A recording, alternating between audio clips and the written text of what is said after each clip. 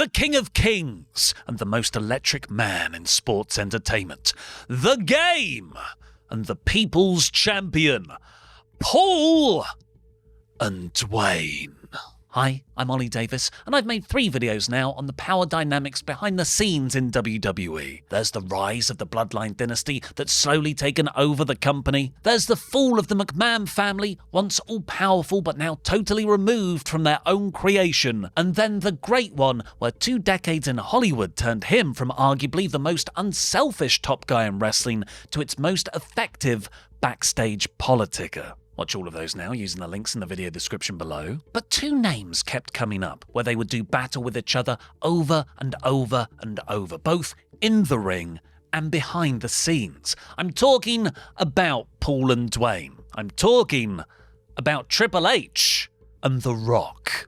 Theirs is an oddly conjoined story of one-sided jealousy, backstage sabotage, rises to the very top of their respective fields, and then coming back together in an oddly tense coexistence. This is the eternal rivalry of The Rock and Triple H. This is Feud Forever.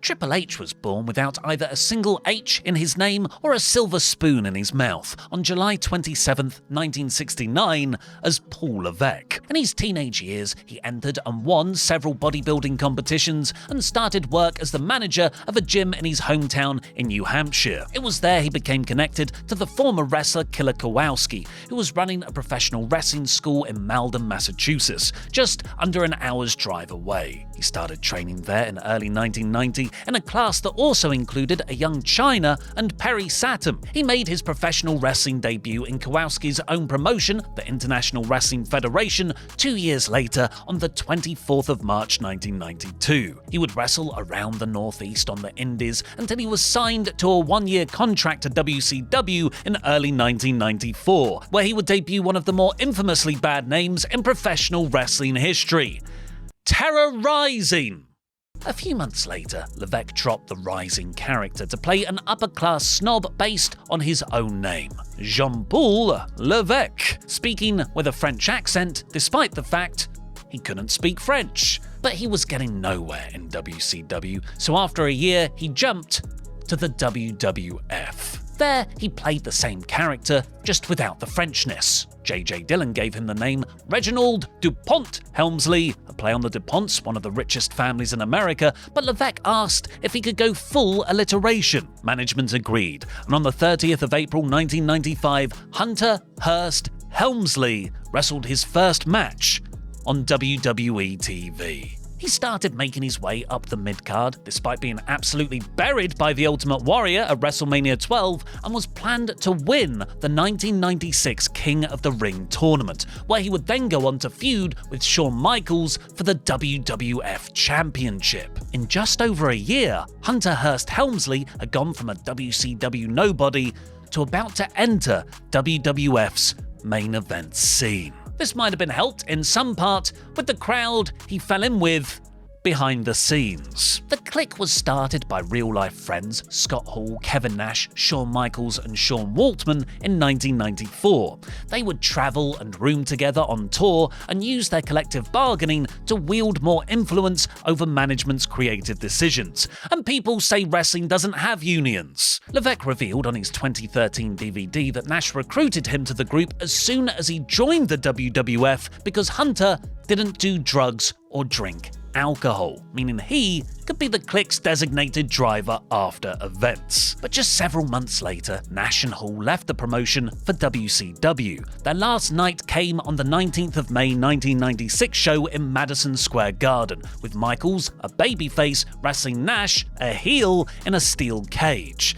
But in a very rare breaking of kayfabe for the time, they were joined by Helmsley, a heel, and Hall, a good guy, in the ring who had also wrestled against each other earlier that night. They then all embraced, despite their feuds, to wish Nash and Hall farewell. It was called the Curtain Call Incident and was considered an outrage by many in the business. But because Hall and Nash had gone to WCW and Michaels was too big of a star, the entire group's punishment was given to Levesque. For the next several months, he was routinely beaten and humiliated on TV. He was beaten night after night after night by Mark Miro on the house show circuit. Look at all those cage match records! He didn't get to enter his planned world title program, and he certainly didn't get to win King of the Ring. He was eliminated by Jake Roberts in the first round. Instead, some other guy won that tournament. I wonder what happened to him.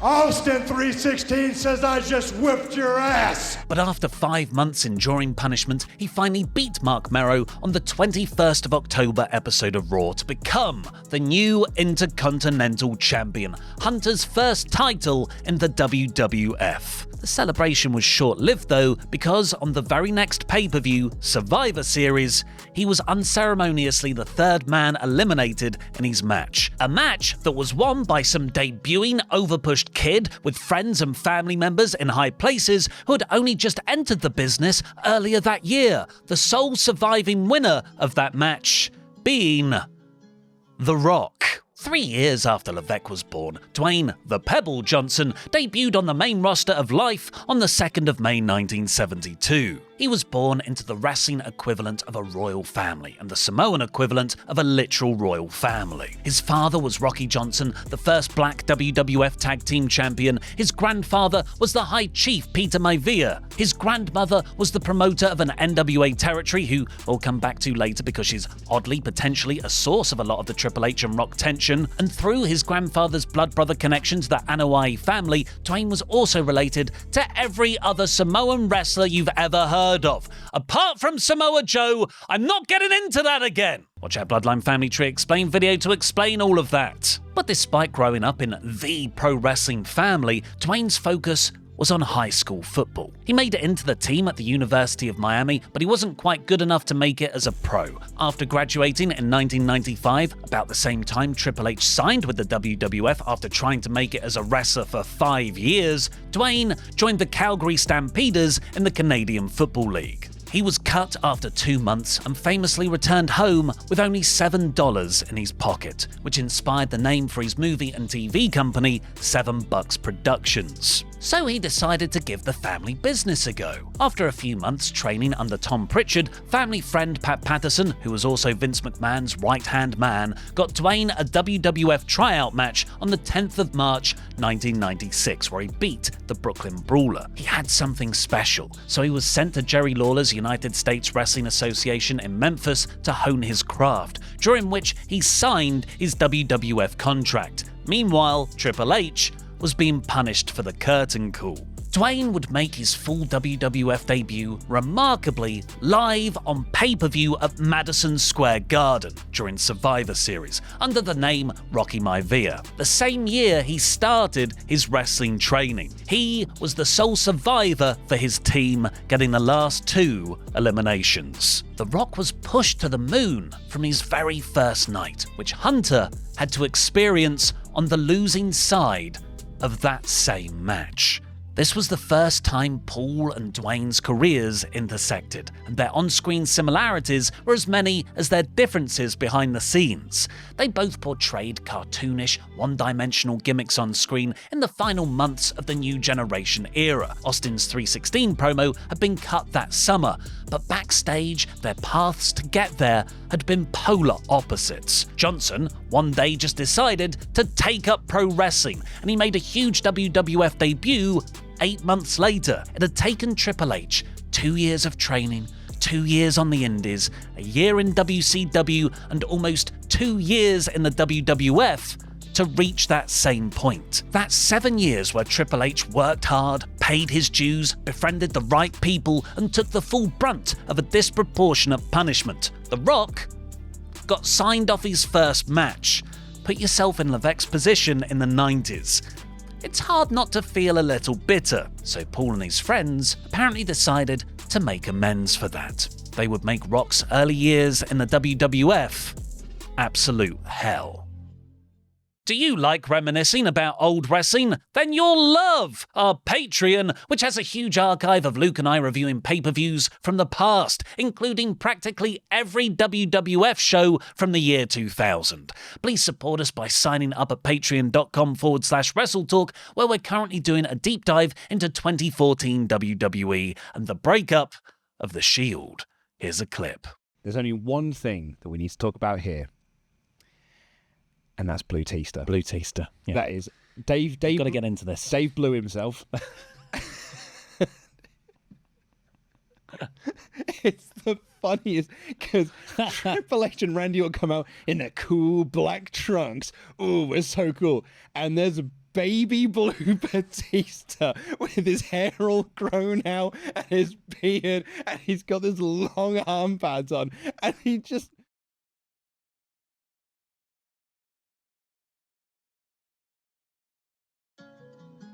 Probably not helping Levesque's feeling that he was being overtaken, Rocky defeated Hunter for his Intercontinental title on the 13th of February 1997 episode of Raw, and retained in a rematch 3 days later at In Your House Final 4. And this is where we start to get first-hand accounts of Levesque's annoyance behind the scenes. According to Bret Hart's autobiography, Levesque and Michaels saw Rocky as a threat to Hunter's rising status in the WWF and went out of their way to sabotage it, where HBK and Levesque tried to influence creative behind the scenes to get Bret to beat Rocky for the Intercontinental title shortly after WrestleMania 13.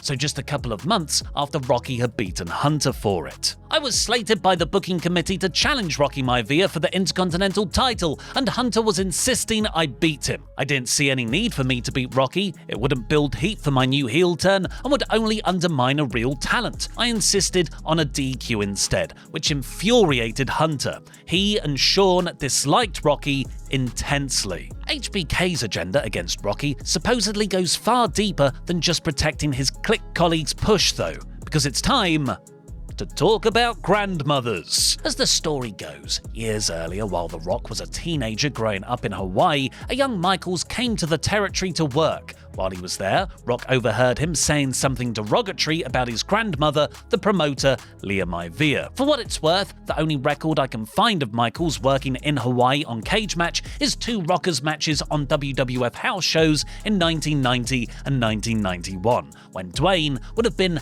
18 or 19 years old. This dislike has been discussed by Mark Henry, who helped train The Rock, where he recalled that people would do the popular wrestling rib of pooping in people's bags and food. I had to keep The Rock from getting killed because he was going to get jumped. You know, it was very cliquish back then. You had the clique, the BSK, the whole Puerto Rican crew, everybody was geared up, and when you messed with one, you mess with all. Unfortunately, it wasn't just backstage animosity Johnson had to deal with at this time. The fans hated him too.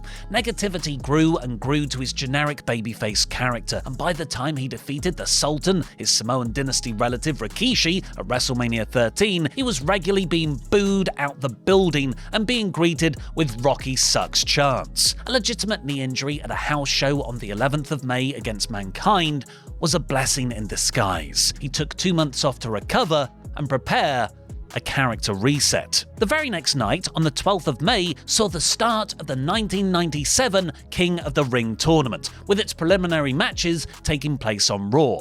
Hunter Hearst Helmsley would ultimately defeat Mankind in the final, getting the big tournament win the curtain call scuppered the year before. But this time, rather than his previously planned feud with Michaels in the aftermath, Hunter teamed with him. On the 11th of August 97 episode of Raw, Helmsley and Chyna interfered in HBK's match against Mankind because they had also been feuding with Foley. It's the first time the original incarnation of D-Generation X had interacted on WWF TV.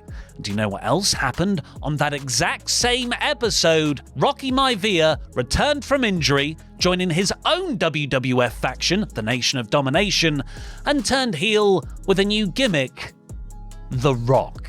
Michaels, Helmsley and Chyna would continue working together on screen over the next several weeks of TV. During that time, just like Rocky Maivia becoming The Rock, Hunter Hearst Helmsley would give his character a bit more attitude too, renaming himself Triple H and wearing a leather jacket, edgy. After appearing as an on-screen act for several months, Shawn officially confirmed their faction on the 13th of October Raw, calling them D-Generation X for the first time ever. The Triple H and Rock characters were effectively birthed on the exact same TV episode. What a crazy one-off coincidence. There's no way lightning strikes twice like that.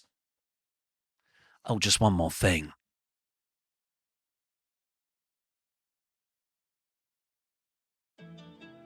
By WrestleMania 14 in March 98, the Attitude Era was fully underway, but it was the night after that proved pivotal for WWF, The Rock, and Triple H. In another seeming act of fate, the Raw after Mania saw the Intercontinental Champion Rock overthrow Farouk to become the leader of the Nation faction. On the exact same episode, the European Champion, Triple H, became the leader of D-Generation X, following the retirement of Shawn Michaels, adding X-Pac and the New Age Outlaws to the group. After eerily mirroring each other's character and career trajectories, yet not wrestling at all since their Intercontinental Championship feud over a year before, a Triple H-led DX and a Rock-led Nation would wage gang warfare throughout the spring and summer of 1998. During this period, The Rock and Triple H clashed in the ring continuously, including a King of the Ring quarter-final in June and a 2 out of 3 Falls match at In Your House Fully Loaded in July,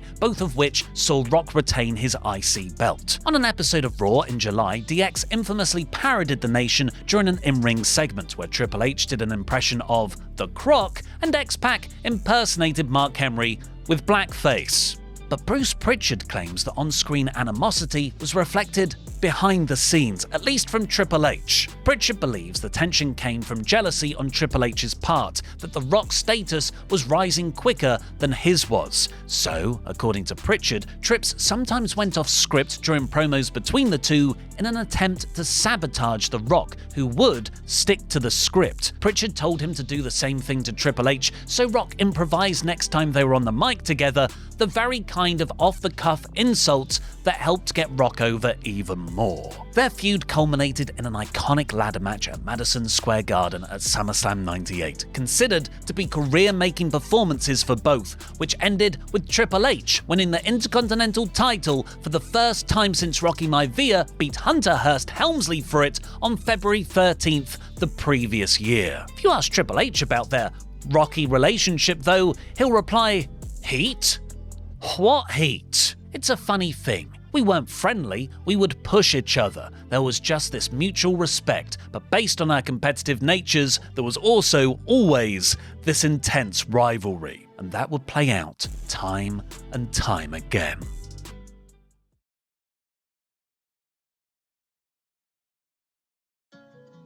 After his SummerSlam loss, and despite being a heel, crowds were cheering Rock. The booking followed the audience reactions, and the Nation faction fell apart. So now Rock was a face like the crowd wanted. WWF turned him heel again. At Survivor Series 98, The Rock shockingly revealed himself as Vince McMahon's corporate champion at the Deadly Games. The Rock had won his first world championship and became WWF's top villain, which is when, according to rumor, Triple H and Shawn Michaels really started to hate him. In early '99, Michaels, who by now was temporarily retired because of a back injury, supposedly lobbied McMahon to take Rock out of the planned WrestleMania 15 main event with Austin, and instead go with Austin versus, you guessed it, Triple H. That didn't happen. Instead, at that same Mania 15 show, Triple H got a different kind of rocket push. He betrayed DX, helping the corporation Shane McMahon retain his European Championship against DX's X-Pac. Triple H had turned heel and joined McMahon's corporation. And for a few weird weeks, The Rock and Triple H were part of the same faction. Later on at Mania 15, Rock would lose the WWF Championship to Austin. Triple H later admitted that, in an unprecedented time of two major mainstream babyface stars with Austin and Rock, he realized his best chance of success was to be the top bad guy. This is why DX were broken up at the peak of their popularity, so Hunter could become WWF's top heel. As Jim Cornette once famously surmised, Triple H was always the guy that worked with the guy that drew the money. Looking at the records of the time, I can adapt that phrase slightly. Triple H was always the guy that beat the guy that drew the money. The Rock was kicked out the corporation a month after WrestleMania on the 26th of April episode of Raw. He then beat Triple H via DQ in the main event of May 23rd's Over the Edge, which wasn't a strong win. Triple H only lost because he pushed over a referee. Triple H would then beat The Rock again at July's Fully Loaded, making Hunter the #1 contender to Austin's world title. Triple H failed to capture the WWF Championship at SummerSlam 99 because Mankind weirdly beat Austin for it instead in their triple threat, so Hunter, even more weirdly, beat Mankind for the belt the very next night on Raw, giving Triple H his first ever world title. What was The Rock doing on that show? Let's have a look at the card here and see. Oh yeah, beating Billy Gunn in a Kiss My Ass match. It's baffling creative for Rocky at the time.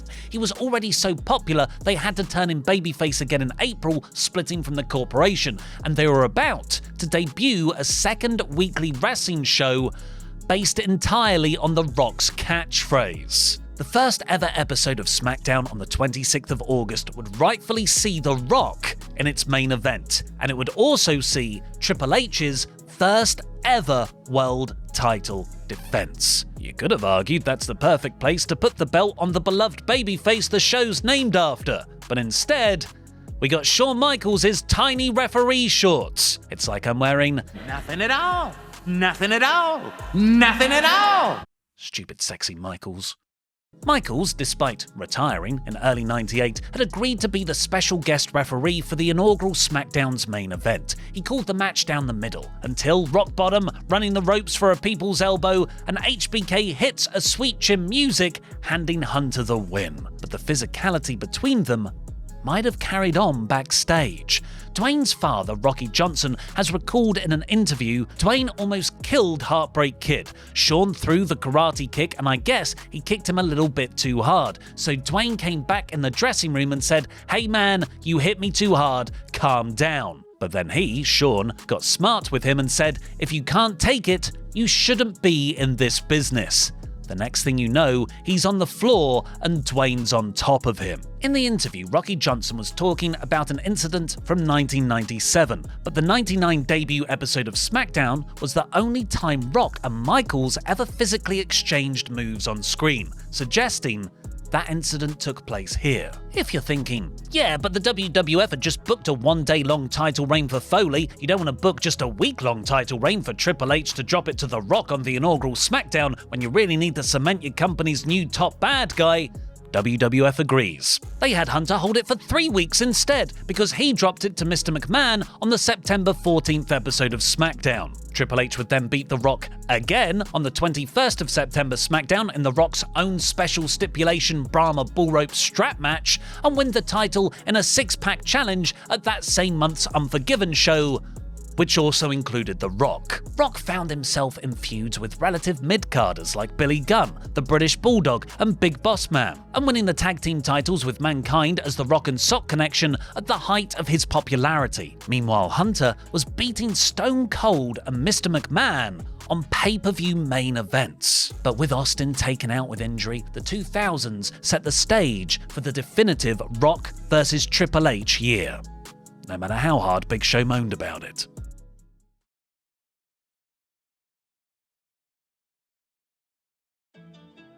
At the end of 1999, Stephanie and Triple H became an on-screen power couple running the WWF in storyline while a distraught Vince was on hiatus. And with both Mr. McMahon and Austin gone, the central rivalry of the last 2 years, it was now time for a new top feud to emerge. On the same Royal Rumble show that saw Triple H earn the respect of many of his detractors in an awesome street fight against Cactus Jack, The Rock won his first and only Royal Rumble match. Only he actually kind of didn't. The Rock's feet touched the ground first, and even though Big Show proved that with video footage evidence, everyone booed him anyway. 2 months of cluster F booking later, Big Show was in the main event of WrestleMania 2000 because he'd beaten The Rock for his title shot at No Way Out, along with The Rock, despite him losing his place, and Mick Foley, who Triple H had retired the month before. I hate that feud. Triple H has later admitted he would have preferred that just be a singles match between him and The Rock. That was originally supposed to be The Rock and I. I believe, if I remember correctly, he might remember too, we were supposed to do an Iron Man match. It was the originally scheduled match at Mania. Timing of returns and everybody else, and they needed to get us to another pay-per-view, is why we did the four-way and came back and did the Iron Man match later. He might have been able to politic for that Iron Man match if Triple H wasn't allegedly so focused on blocking Chris Jericho from Foley's WrestleMania main event position. Or maybe it's because Hunter didn't want to lose the title at Mania, as Rock's big win happened at the following month's Backlash, which we can now all agree should have been the main event at WrestleMania. This was followed up by May's Judgment Day, which saw the Iron Man match Triple H mentioned in that quote. But there was a problem.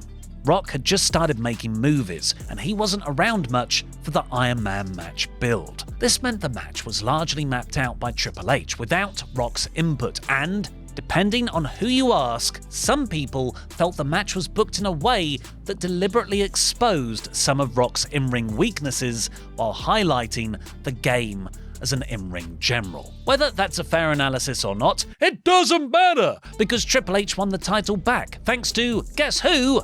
Special guest referee Shawn Michaels, declaring a returning Undertaker's interference as a DQ mark against The Rock, meaning Hunter got the 6-5 deciding fall. The Rock would win it back from Triple H at the following month's King of the Ring, though, by pinning Mr. McMahon.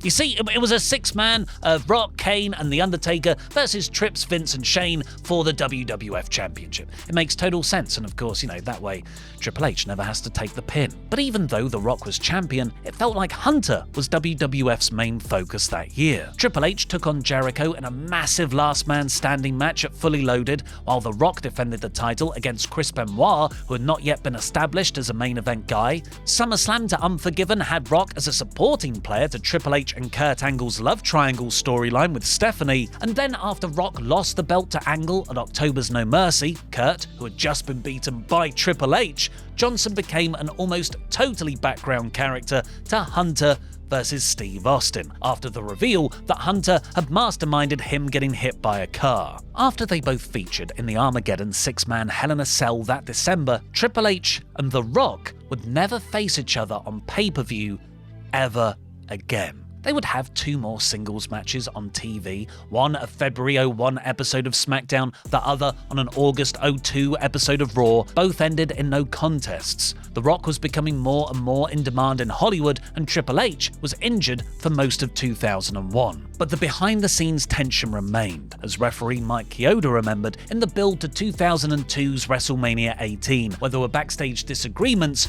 over what should be the main event. I don't think their relationship was that good back then. Back then, it was more battling for position, not as far as in the company, but as a professional wrestler. They didn't see eye to eye too many times, that's for sure. Jericho said Rock vs. Hogan should be on last. I think Triple H didn't want to give up that title match main event at the end. It is widely agreed that Rock vs. Hogan should have main evented that show.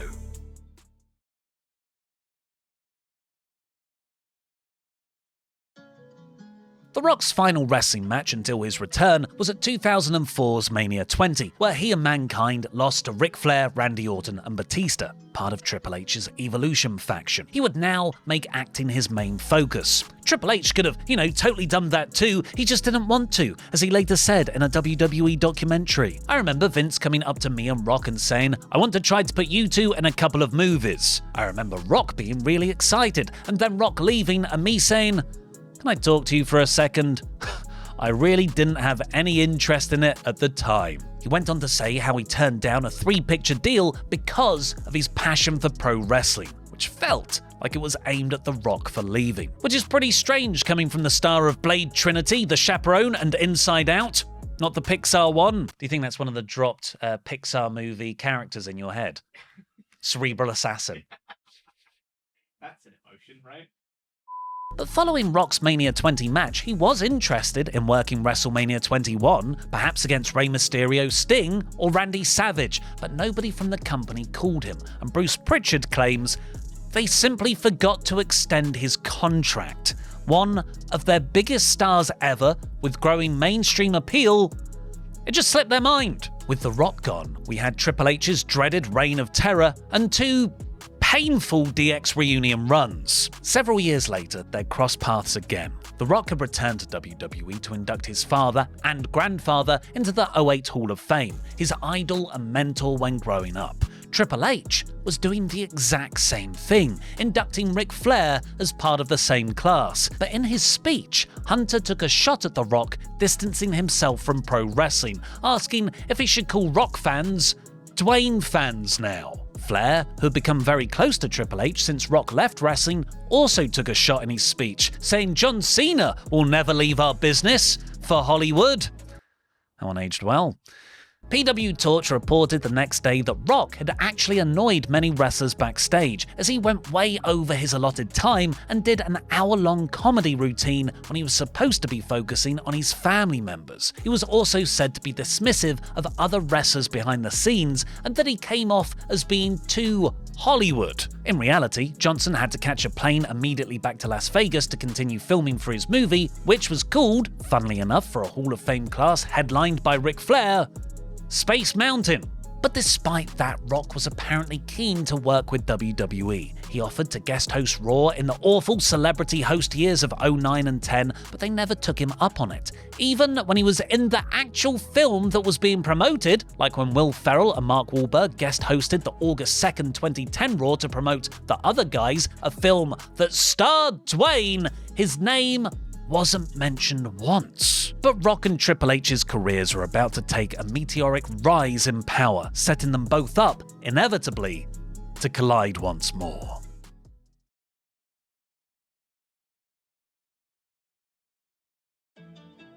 After over a decade of sitting in creative meetings, 2010 saw Triple H officially get a title and an office in the company's headquarters. By 2011, he was the executive vice president of talent and live events, seemingly making him and his wife Stephanie the successors to Vince. Triple H even got an on-screen corporate role as WWE's chief operating officer, which would launch the Authority faction. And just like how Hunter's role was formalized after working away on Backstage creative for a decade, The Rock got his movie megastardom break after a decade of trying to crack Hollywood. In the same months that Triple H got his new job, Johnson would have been filming Fast and Furious 5, the film that catapulted him into eventually becoming the highest paid actor in the world. The film came out several weeks after The Rock had hosted WrestleMania 27. Rocky would then go on to feud with John Cena to build the once-in-a-lifetime main event of WrestleMania 28. Throughout the build, Cena would criticize The Rock for leaving WWE for Hollywood, where,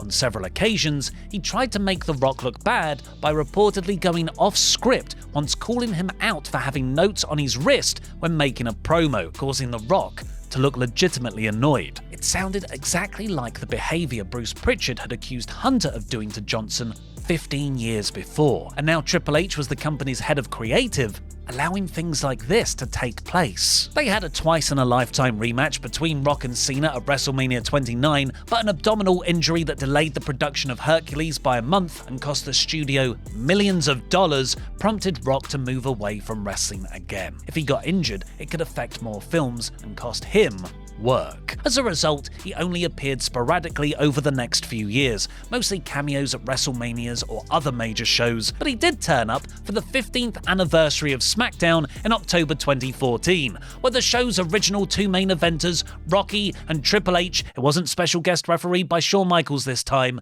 shared a backstage segment. It starts with them taking a stroll down memory lane to get increasingly more intense, teasing a future WrestleMania match, and then their faces getting way too close and having to figure out a way to back off from each other without losing their bravado. It was a funny, self-deprecating skit of their tough guy personas. And they actually did end up in the ring at the following year's WrestleMania, which me and Pete totally forgot about when we were researching this video. It's not high on my list of Mania 31 moments. No. Okay? At Mania 31, The Rock had an in-ring segment with Authority-era Triple H and Stephanie where he challenged Trips to a match right there and then, but just ended up throwing a few punches for Ronda Rousey to hip-toss Hunter out the ring instead. Apparently, this was to build a Rock vs Triple H match for the following year's WrestleMania 32, but a combination of Rock's filming schedule and issues with movie insurance meant it never ended up happening. Because The Rock's Hollywood career was now on an unstoppable rise. He had become the highest paid actor in the world and was starting his own successful businesses too, with a production company, tequila brand, and eventually even his own football league, buying the XFL from Vince McMahon. At the same time, Triple H's power in WWE had only continued to grow too. In 2020, he was named WWE's Executive Vice President of Global Talent Strategy and Development, and in July 2022, 3 days after Vince retired, he became head of WWE Creative. By September that year, he was named Chief Content Officer, a role where he would oversee the company's creative writing, talent relations, live events, talent development, and creative services departments. SummerSlam 2022, when Triple H took over, is the moment WWE's business started to enter its modern boom period era.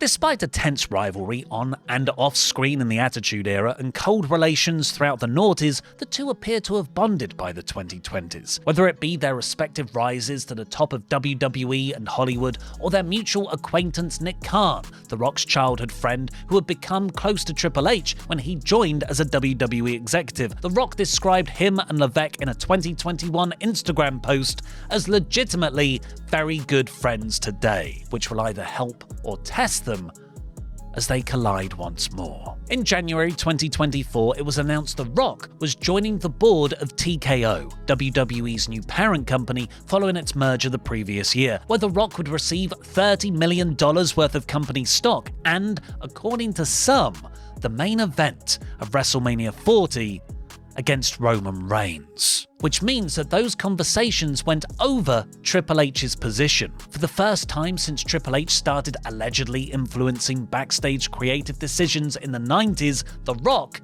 just came in and owned them, with Johnson now technically outranking Triple H by being a board member. Just like in 1996, after Hunter Hearst Helmsley had been toiling away for years, scratching and clawing for the position he gained, The Rock simply made a phone call and leapfrogged over him. Following an online backlash against The Rock's supposed plan to face Roman Reigns despite Cody Rhodes having just won the Royal Rumble, Dwayne and Trips appeared to work together to create an even better version of both their separate ideas, bringing back the heel Hollywood Rock character in Roman's Bloodline faction. And when heel Rock debuted at the Mania 40 press conference, they couldn't resist teasing their old rivalry, as Rock shouted at Triple H behind the scenes to fix this. And fix it Trips did by coming out on that week's episode of SmackDown to announce it will be Roman vs Cody main eventing WrestleMania, directly against Rock's kayfabe wishes. As far as if they will ever pay this off in the ring, it is highly unlikely because of Triple H's life-threatening cardiac event in 2021, meaning he will not be medically cleared. But the next chapter of their eternal rivalry is set up to be one of authority figures clashing, of the babyface boss versus the heel final boss. From cartoonish, stereotypical heel or face characters, to dudes in factions, to Attitude-era megastars, to taking over Hollywood and WWE respectively, to coming back together for the merged TKO company, The Rock and Triple H have eerily mirrored careers. Long may they feud forever. Learn more about The Rock in our Bloodline Family Tree Explained and Backstage Power videos, and watch Triple H's rise in the fall of the McMahons by clicking those videos on screen now.